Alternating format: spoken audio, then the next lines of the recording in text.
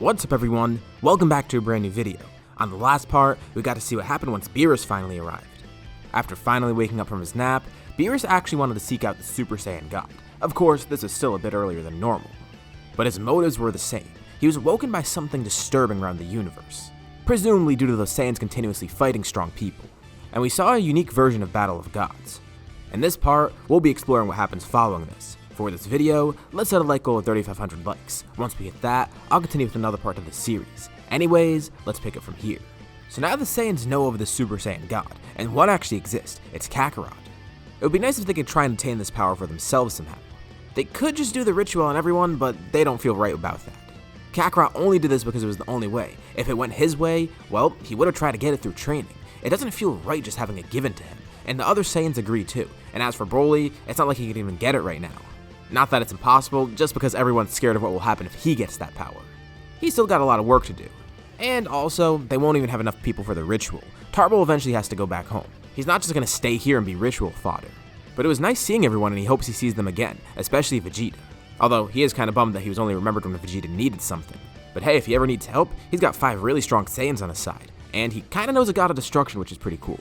He returns home going back to his piece, after getting caught up to speed on everything that happened so far and who all these people are. So now the group is back to how it once was. Beerus and Whis go back to their planet, taking some of the Saiyans along with them. They could train everyone all at once, but I think it's better right now to focus on Raditz, Vegeta, and Nappa.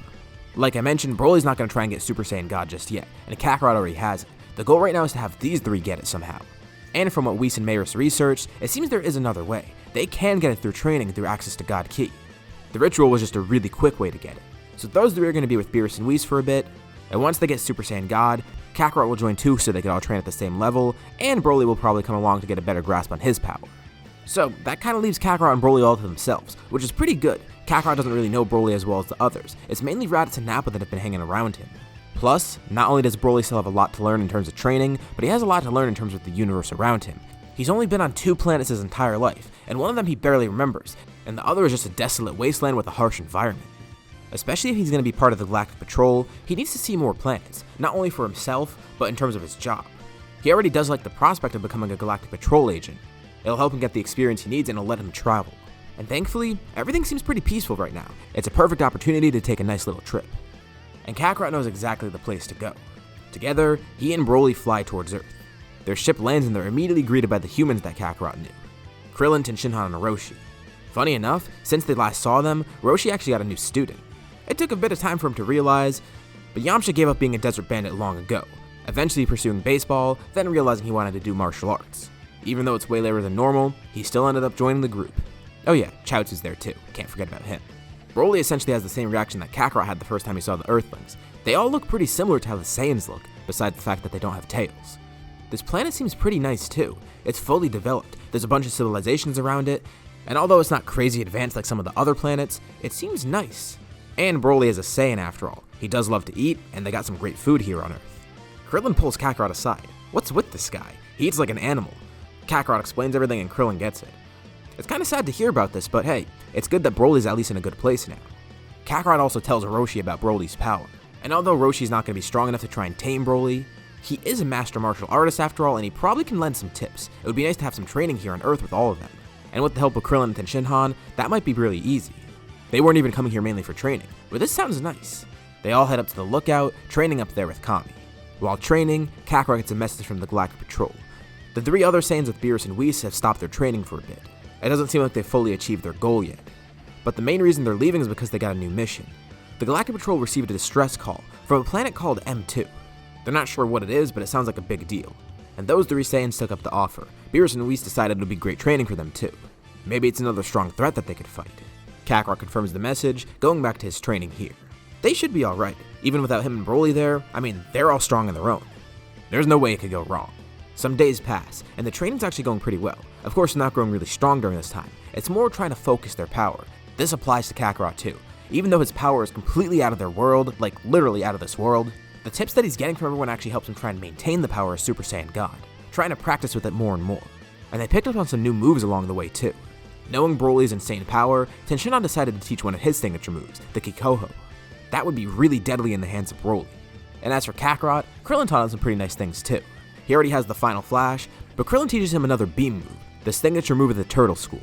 It's some weird blue attack called a Kamehameha or something. He doesn't know what it is, but hey, it is kinda cool. Kakarot checks back in with the Galactic Patrol, seeing how the mission's going with Vegeta, Raditz, Nappa, and from what he hears from Maris, they're all still there. Jocko confirms this too. They left a few days ago and they haven't received any contact.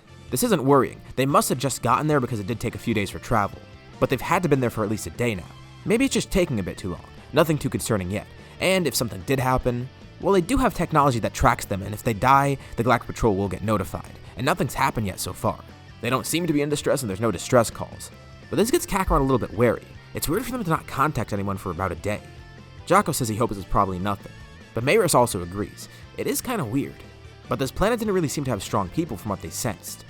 It's almost like there was no energy sources at all from there. Weird. Kakarot's getting kind of a bad feeling about this. He doesn't want to concern anyone else, so he doesn't tell them yet. Especially Broly. He goes back to his training with this in the back of his mind. Meanwhile, let's go over to the Saiyans and see what's actually happening with them. The three of them land on this planet, and it's a pretty interesting place. It seems like it's almost abandoned, like there's no signs of living life anywhere.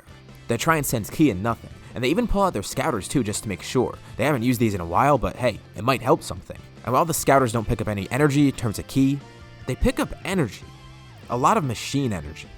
And as they venture through the planet more and more, they see it's populated by small robots, it seems. They're just more and more confused as they go on. So, who is responsible for contacting them? Did a robot contact them to come here? Kinda weird, but okay. But then all the robots start running. They prepare themselves, assuming a threat is coming. And sure enough, a threat does arrive. It's another group of robots. These ones are much bigger than those normal ones. They call themselves the Sigma Force. They immediately realize that they can't win this one. Raditz says there's no way they can beat a Sigma male. But Nappa tells them to calm down. They're not true Sigma males, they're robots. They definitely have a shot. They face the Sigma Force and it's actually not that bad. At least until they fuse. This gives them a bit more of a challenge. Super Sigma is actually pretty strong. But with 3 Super Saiyan 2s there, it's not a problem at all.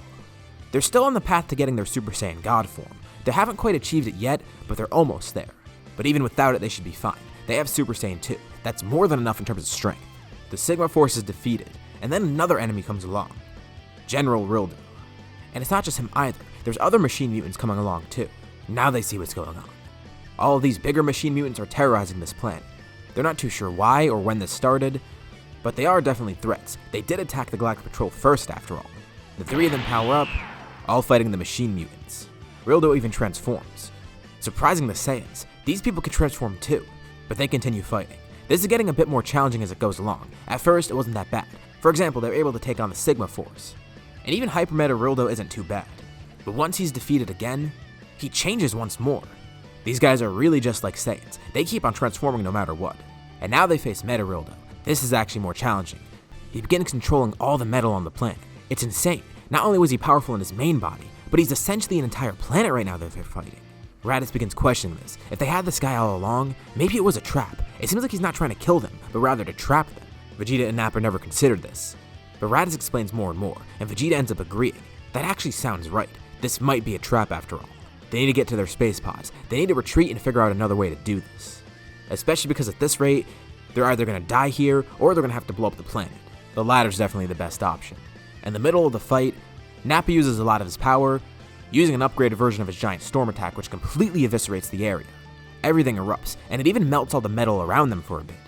This might be their shot to escape. They all make a beeline for their ships.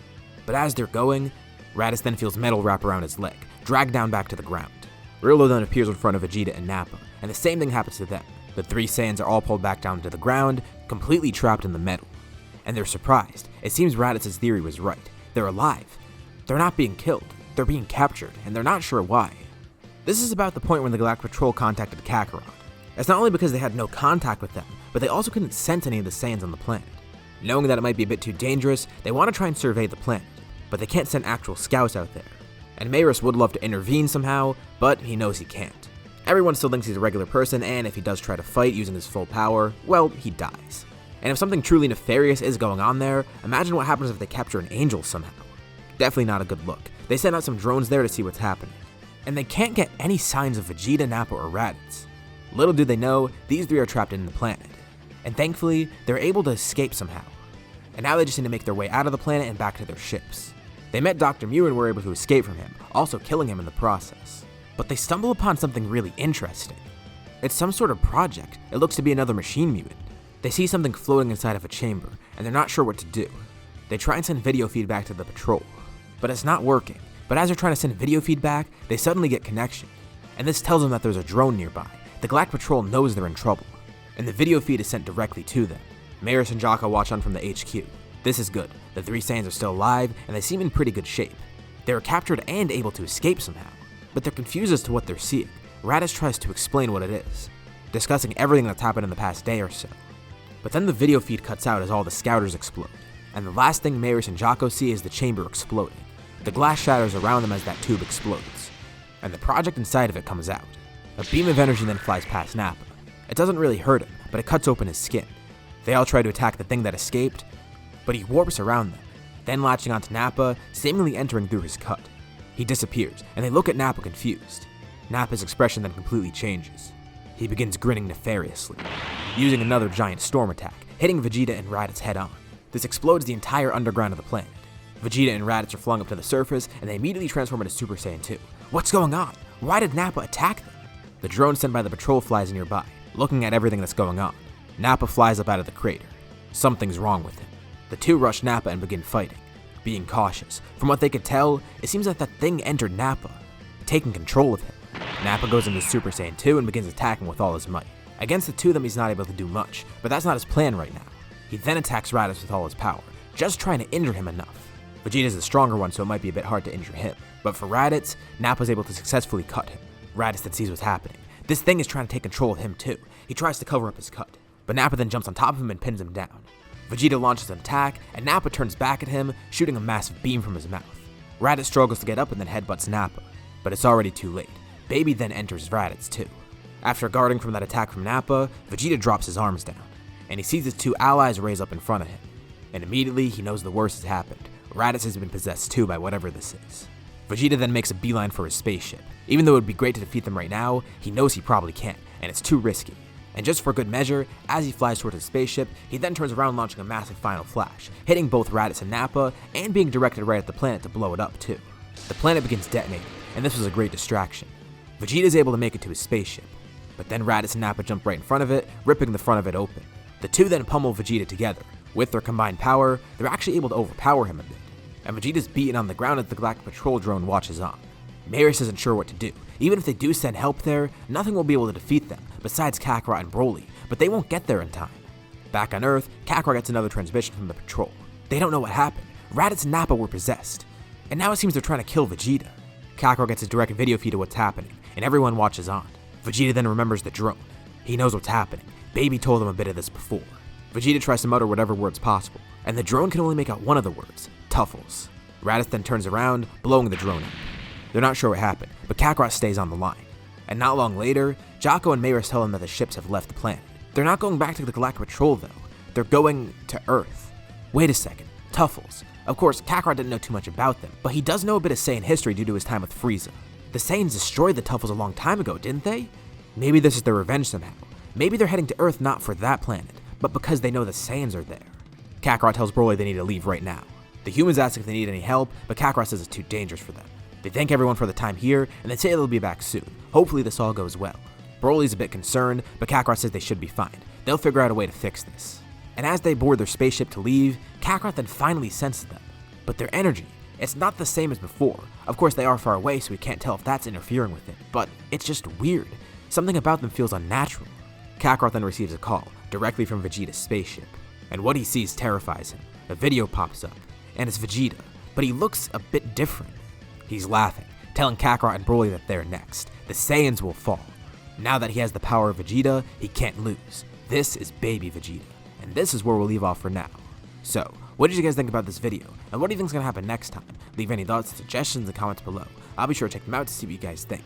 As always, if you liked the video, be sure to drop a like, and let's try to hit that like goal from the beginning of the video so we can get another part of the series. If you haven't already, why not subscribe, as well as clicking the bell icon so you're notified about any future parts of this What If, or any other videos that I upload on my channel. Anyways, thank you all for watching, and I'll see you all in my next video.